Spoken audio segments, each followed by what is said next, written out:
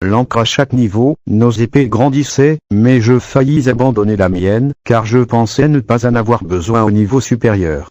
Je décidai presque inconsciemment de la garder en pensant que si elle m'avait été donnée, c'était pour une raison. Et, comme le niveau sur lequel je me tenais était très étroit et très glissant, j'enfonçai l'épée dans le sol et m'y attachai tout en tirant sur l'ennemi. J'entendis alors la voix du Seigneur. Tu as utilisé la sagesse qui te permettra de continuer à monter. Beaucoup sont tombés, car ils ne se sont pas servis correctement de leur épée pour s'amarrer. Il me sembla que nul autre que moi n'entendit la voix, mais beaucoup virent ce que j'avais fait et firent de même. Je me demandais pourquoi le Seigneur ne m'avait pas parlé plus tôt, de la sorte. Puis je compris qu'il m'avait déjà dit certaines choses. En y réfléchissant, je commençai à voir que ma vie entière avait été préparée pour ces moments-là.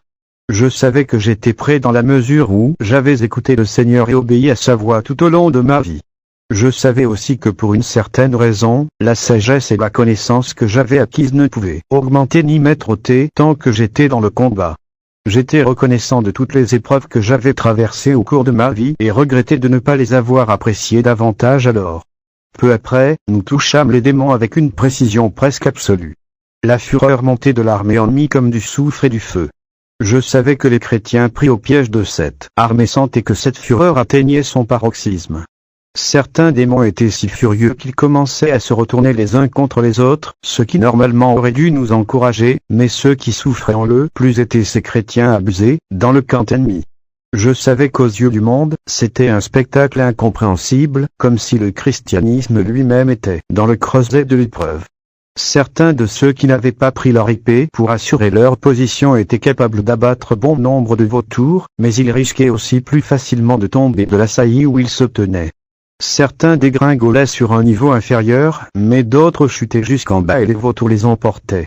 Chaque fois que c'était possible, j'enfonçais mon épée plus profondément ou pour m'y attacher encore plus solidement. Dès que j'agissais ainsi, sagesse se tenait près de moi, de sorte que je savais que le moment était sérieux. Une armée nouvelle et flèche de la vérité pénétrait rarement dans les vautours, mais le choc suffisait à les faire reculer. Chaque fois qu'ils s'enfuyaient, plusieurs d'entre nous grimpaient au niveau suivant. Quand nous atteignîmes le niveau Galate 2h20, nous étions à une altitude que les vautours ne pouvaient pas atteindre. À ce niveau-là nous fûmes presque aveuglés par la beauté éclatante du ciel. La paix que je ressentis alors m'était inconnue auparavant. Jusqu'à ce niveau, ce qui animait mon esprit combatif était autant la peur, la haine et le dégoût à l'égard de l'ennemi, que le souci du royaume et de la vérité, ou l'amour pour les prisonniers. C'est sur ce niveau que je me rapprochais de foi, espérance et amour. Jusqu'ici je les avais aperçus de loin.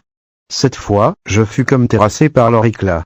Et pourtant, je sentis que je pouvais m'avancer. Quand je fus tout près, ils se tournèrent vers moi et se mirent à réparer mes armes et à les faire briller. Bientôt, elles reflétèrent étonnamment la gloire qui émanait de foi, espérance et amour. Quand ils touchèrent mon épée, elle se mit à lancer des éclairs éblouissants. Amour dit alors, ceux qui atteignent ce niveau se voient confier les pouvoirs du siècle à venir. Puis, se tournant vers moi avec une gravité des plus solennelles, il ajouta, mais je dois encore t'apprendre à les utiliser. Le niveau Galate 2h20 était si large, qu'il n'y avait semblait-il, aucun danger de tomber. Il y avait aussi un nombre incalculable de flèches marquées espérance. Nous en tirâmes quelques-unes sur les vautours restés plus bas et elles les tuèrent sans peine. Environ la moitié de ceux qui avaient atteint ce niveau continuèrent à tirer, tandis que les autres commençaient à apporter ces flèches à ceux qui se trouvaient encore aux niveaux inférieurs. Les vautours venaient toujours par vagues sur les niveaux inférieurs, mais chaque fois, ils se faisaient moins nombreux. Depuis Galate 2h20, nous pouvions toucher l'armée, mais pas les chefs eux-mêmes, qui restaient hors de notre portée. Il fut décidé de ne pas utiliser les flèches de la vérité avant d'avoir d'abord détruit tous les vautours. En effet, le nuage de dépression qu'ils produisaient rendait la vérité moins efficace. Ceci prit beaucoup de temps, mais il n'y eut pas de lassitude. Enfin, par-delà les montagnes, le ciel sembla presque totalement débarrassé des vautours. Foi, espérance et amour avaient tellement grandi, ainsi que nos armes à chaque niveau davantage, que les gens situés bien au-delà du champ de bataille pouvaient les apercevoir. Leur gloire irradiait même sur le camp des prisonniers toujours couvert par une grande nuée de vautours. C'était rassurant de les voir maintenant sous cette lumière. Peut-être les chrétiens dont l'ennemi s'était servi, et les prisonniers retenus par lui, comprendraient-ils enfin que nous n'étions pas leurs adversaires, mais qu'au contraire, c'étaient eux qui servaient l'ennemi. Tel ne devait pas être le cas, ou du moins, pas tout de suite. Les prisonniers du camp ennemi qui commençaient à voir la lumière de foi, espérance et amour, se mirent à les surnommer des anges de lumière envoyés pour abuser les faibles et les aveugles. Je compris alors que la séduction et les chaînes où on les avait mis étaient bien plus grandes que je ne le croyais. Cependant, ceux qui n'appartenaient à aucune de ces deux armées, les non-chrétiens, virent la gloire de foi, espérance et amour, et s'approchèrent de la montagne pour mieux voir. Et ce faisant, ils commencèrent à comprendre l'enjeu de ce combat, ce qui fut un grand encouragement. L'exaltation de la victoire augmenta en nous tous. Je sentais que de faire partie de cette armée, et livrer ce combat, était une des aventures les plus formidables de tous les temps. Après avoir détruit la plupart des vautours qui avaient attaqué notre montagne, nous commençâmes à ôter ceux qui couvraient encore les prisonniers. Tandis que les ténèbres se dissipaient et que le soleil commençait à briller sur eux, ils se réveillèrent aussi, comme s'ils émergeaient d'un profond sommeil. Leur état leur inspira immédiatement du dégoût, surtout les vomissures qui les couvraient encore, et ils se mirent à se nettoyer. En contemplant foi, espérance et amour, ils virent aussi la montagne, et se précipitèrent vers elle. La horde démoniaque leur lança dans le dos les flèches accusations et calomnies, ce qui ne les arrêta pas. Quand ils arrivèrent à la montagne, beaucoup avaient une douzaine de flèches, ou plus, fichées dans le dos, et pourtant ils semblaient ne pas s'en apercevoir. Dès qu'ils se mirent à gravir la montagne, leurs blessures commencèrent à guérir. Et comme le nuage de la dépression avait disparu, tout sembla devenir plus facile. Le piège les anciens prisonniers se réjouissaient de leur salut. Au fur et à mesure de leur ascension, ils paraissaient tellement submergés de reconnaissance, que nous-mêmes, nous appréciâmes davantage toutes ces vérités.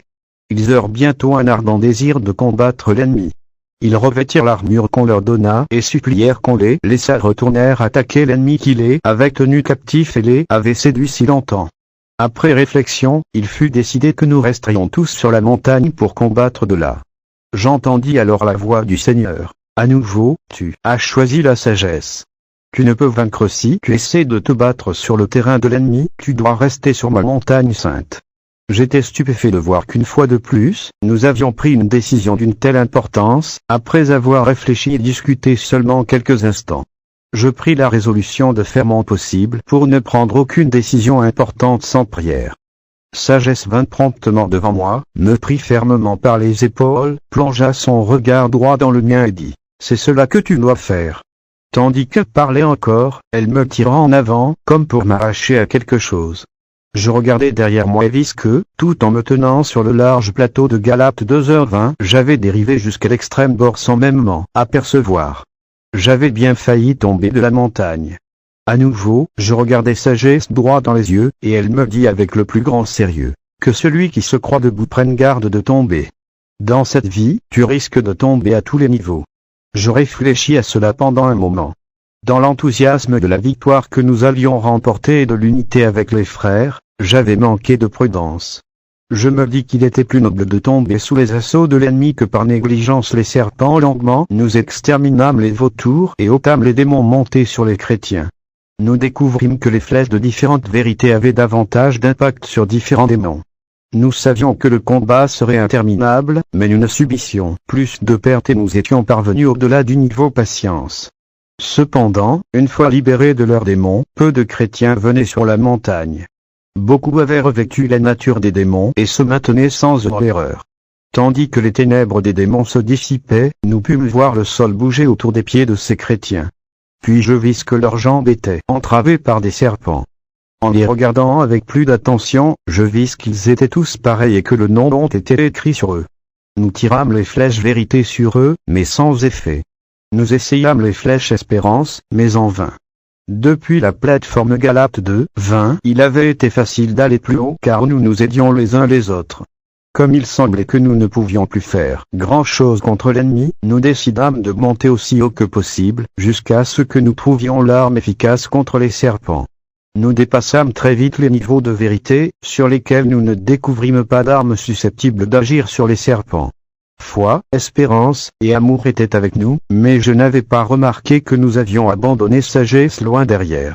Je mis du temps à comprendre que c'était une grosse erreur. Elle nous rejoindrait au sommet, mais si nous ne l'avions pas négligée, nous aurions remporté la victoire plus facilement et plus rapidement. Nous arrivâmes presque, sans nous en douter, à un niveau qui s'ouvrait sur un jardin. Je n'avais encore jamais vu d'endroit aussi magnifique. Au-dessus de l'entrée on pouvait lire « L'amour inconditionnel du Père ». Cette entrée était si merveilleuse et si engageante, que nous ne pûmes nous empêcher de la franchir. Dès l'abord, je vis un arbre que je connaissais pour être l'arbre de vie. Il était au milieu du jardin et toujours sous la surveillance d'anges à la puissance et à l'autorité impressionnante. Je les regardais, et ils me rendirent l'appareil. Ils avaient l'air accueillants, comme s'ils nous attendaient. Je me retournai et, à présent, il y avait une armée d'autres guerriers dans le jardin. Cela nous encourageait et comme les anges avaient cette attitude favorable, nous décidâmes de passer devant eux pour atteindre l'arbre. Un des anges nous déclara, « Ceux qui arrivent à ce niveau et qui connaissent l'amour du Père, peuvent en manger. » Je ne m'étais pas rendu compte combien j'avais faim. Quand je pris du fruit, il me parut meilleur que tout ce que j'avais goûté jusqu'alors, et en même temps, il ne m'était pas totalement étranger. Il m'apportait des souvenirs de rayons de soleil, de pluie, de champs magnifiques, de couchers de soleil sur l'océan, mais par-dessus tout, des gens que j'aimais. À chaque bouchée j'aimais davantage tout et tout le monde. Puis le souvenir de mes ennemis me revint, et je les aimais eux aussi. Ce sentiment devint bientôt plus fort que tout ce que j'avais pu expérimenter auparavant, même la paix inspirée par Galates 2h20, dès l'instant où nous atteignîmes ce niveau. Puis j'entendis la voix du Seigneur. Voilà maintenant ton pain quotidien.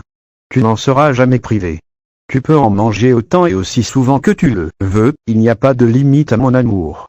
Je levai les yeux vers l'arbre pour voir d'où était venue la voix, et je vis qu'il était couvert d'aigles blancs. Je n'avais encore jamais vu de regard aussi beau et aussi pénétrant que le leur. Ils m'observaient comme s'ils attendaient des ordres. Un des anges me dit, « Ils feront ce que tu leur demandes. Ces aigles mangent les serpents. » Je dis, « Allez! Allez dévorer la honte qui entrave mes frères. » Ils ouvrirent les ailes et un vent puissant les souleva dans les airs. Ces aigles remplissaient le ciel d'une gloire aveuglante. Et même à notre hauteur, j'entendais les cris de terreur dans le camp ennemi à la vue de ces aigles. Le roi vient, le Seigneur Jésus lui-même apparut au milieu de nous. Il prit le temps d'accueillir chacun personnellement, en nous félicitant d'avoir atteint le sommet de la montagne. Puis il dit, « Je dois maintenant partager avec vous ce que j'ai partagé avec vos frères après mon ascension, le message de mon royaume. L'armée la plus puissante de l'ennemi s'est enfuie mais n'a pas été détruite. L'heure est venue pour nous d'avancer avec l'évangile de mon Roagum. Les aigles sont libérés, et ils viendront avec nous. Nous prendrons des flèches à Tim les niveaux, mais je suis votre épée et je suis votre capitaine. C'est maintenant que l'épée du Seigneur doit être dégainée. » Je me retournai et vis que l'armée entière du Seigneur se tenait dans le jardin. Des hommes, des femmes, des enfants de toute race et de toute nation avec toutes leurs bannières flottant au vent dans une parfaite unité. Je savais qu'on n'avait jamais rien vu de tel sur la terre. L'ennemi avait encore de nombreuses armées et forteresses sur toute la terre, mais aucune ne pouvait tenir devant celle-ci. Je dis d'une façon presque inaudible, « Ce doit être le jour du Seigneur. » Et l'armée entière répondit alors dans un bruit de tonnerre impressionnant, « Le jour du Seigneur des armées est arrivé. » Résumé des mois plus tard, je méditais sur ce rêve. Chose alarmante, certains événements, certaines circonstances dans l'Église avaient semblé coïncider exactement avec ce que j'avais vu lorsque la horde de l'Enfer s'était mise en marche. Je me souvins aussi d'Abraham Lincoln lors de la guerre de sécession. La seule façon qu'il avait de devenir l'émancipateur et de sauver l'Union, c'était d'être prêt pour la guerre civile. Non seulement il devait engager le combat, mais il devait être résolu à n'accepter aucun compromis jusqu'à la victoire absolue. Il devait aussi recevoir la grâce de faire la guerre la plus sanglante de notre histoire sans démoniser l'ennemi par la propagande. S'il s'était laissé aller à cela, il aurait peut-être galvanisé les armées du Nord plus rapidement, et gagné une victoire militaire éclair, mais la réunion des deux camps après la guerre n'en aurait été que plus difficile. Parce qu'il luttait véritablement pour préserver l'Union, les hommes et les femmes du Sud ne devinrent jamais ses ennemis. Son seul ennemi, c'était le démon qui tenait ces gens prisonniers. Une grande guerre civile spirituelle se prépare à présent pour l'Église. Beaucoup feront l'impossible pour l'éviter, ce qui se comprend et est même louable. Cependant, le compromis ne saurait maintenir durablement la paix. L'ultime conflit ne s'en trouvera qu'aggravé quand il viendra. Et il viendra. Le Seigneur prépare des chefs qui seront prêts à livrer cette guerre civile spirituelle afin de libérer les hommes. L'enjeu sera l'esclavage ou la liberté. Le second enjeu, qui sera majeur pour certains, sera l'argent. Exactement comme la guerre civile américaine semblait parfois vouloir détruire la nation entière, ce qui arrivera à l'Église semblera parfois marquer sa fin. Cependant, comme la nation américaine non seulement survécut, mais devint la nation la plus puissante sur Terre, ainsi en sera-t-il de l'Église. Elle ne sera pas détruite, mais les institutions et les doctrines qui ont maintenu les hommes en esclavage spirituel le seront. Même alors, la justice parfaite dans l'Église ne se fera pas en un jour. Il y aura encore des luttes pour les droits de la femme, des luttes pour libérer l'Église d'autres formes de discrimination et d'exploitation. Il faudra faire face à tous ces facteurs. Cependant, au milieu de la guerre civile spirituelle qui vient, foi, espérance et amour et le royaume de Dieu, sur lequel ils sont fondés, se manifesteront comme jamais auparavant. C'est ce qui commencera à attirer tous les hommes au royaume. Le gouvernement de Dieu est sur le point de prouver qu'il est plus grand que tout gouvernement humain. Et n'oublions jamais qu'avec le Seigneur, 1000 ans sont comme un jour. Il peut faire en nous, en un seul jour, ce que nous croyons ne pouvoir être réalisé qu'en 1000 ans. L'œuvre de libération et d'exaltation de l'Église est une œuvre qui peut s'accomplir bien plus vite que nous ne le croyons humainement possible. Mais nous ne parlons pas ici de capacités humaines. La montagne sainte, nous nous tenions dans le jardin de Dieu sous l'arbre de la vie. Il semblait que l'armée entière était là, dont une grande partie se tenait à genoux devant le Seigneur Jésus. Il venait de nous confier la tâche de retourner au combat pour le bien de nos frères encore dans les chaînes, et pour celui du monde qu'il aimait. C'était un commandement à la fois merveilleux et terrible. Merveilleux, car il venait de lui. Terrible, car il impliquait que nous aurions à quitter sa présence visible et ce jardin plus beau que tout ce que l'on pouvait voir ailleurs. Renoncer à tout cela pour reprendre le combat semblait impossible à imaginer. Le Seigneur continuait à nous exhorter. Je vous ai accordé des dons spirituels, je vous ai donné une puissance spirituelle, une compréhension toujours plus grande de ma parole et de mon royaume. Mais la meilleure arme que vous ayez reçue, c'est l'amour du Père. Tant que vous marcherez dans l'amour du Père, vous ne faillirez pas. Le fruit de cet arbre est l'amour du Père manifesté en moi. L'amour qui est en moi doit être votre pain quotidien. Dans ce cadre si beau et si glorieux, on ne distinguait pas vraiment toute la gloire du Seigneur. En fait, il était d'aspect presque ordinaire. Mais même alors, ses gestes et ses paroles pleins de grâce faisaient de lui la personne la plus fascinante que j'ai jamais vue. Aucune expression humaine ne pouvait définir sa dignité et sa noblesse. Il était facile de comprendre pourquoi. Il était tout ce que le Père aime et estime. Il est tellement plein de cette grâce et de cette vérité que rien ne pourra jamais les surpasser. Quand je mangeais du fruit de l'arbre de la vie, le souvenir de toutes les bonnes choses que j'avais connues remplit mon âme. Quand Jésus parla, il en fut de même, mais de façon beaucoup plus intense. Tout ce que je désirais, c'était rester en ce lieu et l'écouter. Je me souvins que j'avais un jour pensé que ce devait être très fastidieux pour les anges de ne rien faire d'autre que d'adorer continuellement le Seigneur sur son trône. Maintenant je savais que jamais nous ne ferions rien de plus merveilleux et de plus exaltant que de l'adorer. C'est pour cela que nous étions créés et c'est ce que le ciel nous réservait de meilleur. Je n'arrivais pas à imaginer quelle splendeur ce serait si tous les cœurs célestes étaient réunis. Il était difficile de croire que je m'étais autant ennuyé pendant les cultes d'adoration. Je compris que c'était uniquement parce que j'avais complètement perdu le contact avec la réalité spirituelle pendant ces moments-là. J'étais comme submergé par le désir de revenir en arrière et de racheter ce temps lorsqu'au cours des cultes, j'avais laissé mon esprit s'égarer ou s'intéresser à autre chose. Le besoin d'exprimer mon adoration envers lui devint irrépressible. Il me fallait l'adorer. Tandis que j'ouvris la bouche, l'adoration spontanée qui jaillit de toute l'armée au même instant, me cloua sur place. J'avais presque oublié que tous les autres étaient là, mais nous étions tous en harmonie parfaite. La glorieuse adoration qui suivit est indescriptible en langage d'homme. Tandis que nous adorions, il émana du Seigneur une lumière dorée. Puis de l'argent vint cercler l'or. Enfin des couleurs d'une richesse que mes yeux humains n'avaient jamais vue, nous enveloppèrent tous. Cette gloire me fit entrer dans une intensité d'émotion que je n'avais encore jamais expérimentée. Je compris en quelque sorte que cette gloire avait toujours été avec nous, mais c'était au moment où notre attention était fixée sur le Seigneur, comme nous l'avions fait dans l'adoration, que sa gloire devenait plus visible. Plus intense était notre adoration, plus grande était la gloire que nous contemplions. Si tel était le ciel, c'était beaucoup, infiniment plus beau que tout ce que j'avais pu imaginer. Sa maison, je ne sais absolument pas combien de temps dura cette adoration. Peut-être 10 minutes, peut-être 10 mois. Le temps ne se mesurait plus dans cette gloire. Je fermai les yeux, car la gloire que je voyais avec les yeux du cœur était aussi grande que celle que je contemplais avec les yeux charnels. Lorsque je les rouvris, je fus surpris de constater que le Seigneur n'était plus là, mais à sa place se tenait une cohorte d'anges.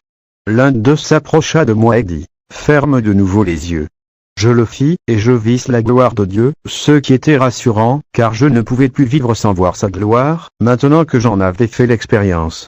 Puis l'ange expliqua, « Ce que tu vois avec les yeux du cœur est plus vrai que ce que tu vois avec les yeux de ton corps. » J'avais moi-même fait cette déclaration bien des fois, mais je ne me l'étais guère appropriée. L'ange poursuivit, « C'est pour cette raison que le Seigneur a dit à ses premiers disciples qu'il valait mieux qu'ils s'en aillent, afin que descende le Saint-Esprit. Le Seigneur habite en vous. Tu l'as souvent enseigné, mais maintenant, tu dois le vivre, car tu as mangé de l'arbre de la vie. » L'ange me reconduisit à la grille d'entrée. Mais je protestai, disant que je ne voulais pas quitter ces lieux. Surpris, l'ange me prit par les épaules et me regarda droit dans les yeux. C'est alors que je le reconnus. C'était Sagesse. Tu n'auras jamais à quitter ce jardin. Il est dans ton cœur parce que le Créateur lui-même est en toi.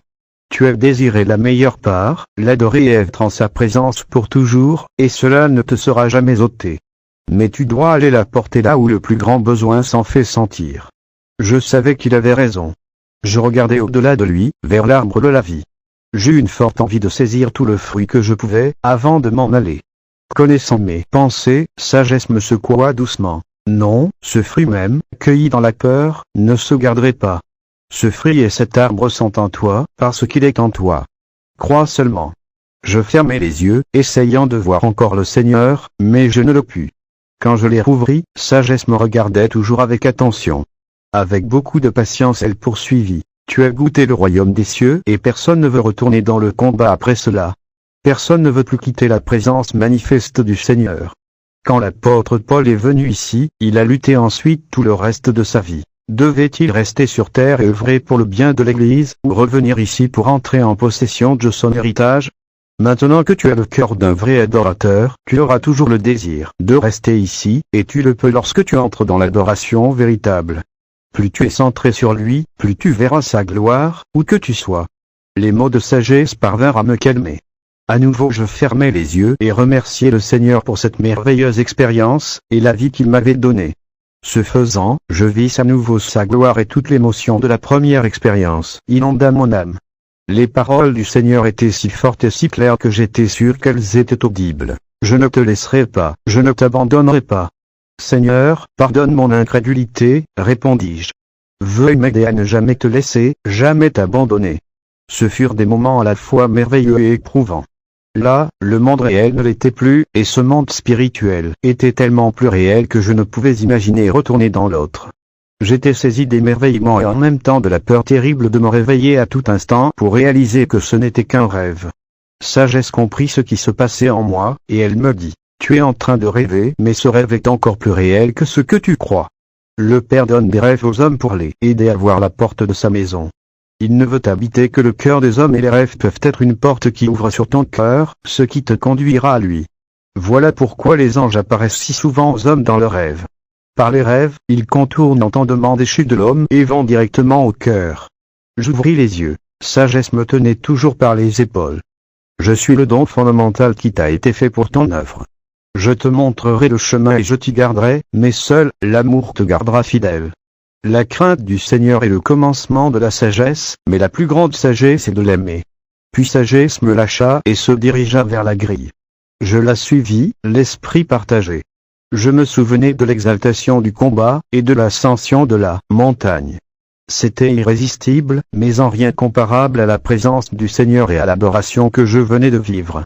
Renoncer à l'un et l'autre serait le plus gros sacrifice que je n'eusse jamais fait. Puis je me rappelai que tout cela était en moi et fus étonné d'avoir pu l'oublier si vite. On eût dit que le combat faisait rage en moi, entre ce que j'avais vu avec les yeux du corps et ce que j'avais vu avec les yeux du cœur. Je m'avançai de façon à marcher près de Sagesse et lui demandai. Je prie depuis 25 ans pour être enlevé au 3e ciel comme l'apôtre Paul. Est-ce le 3e ciel? C'en est une partie.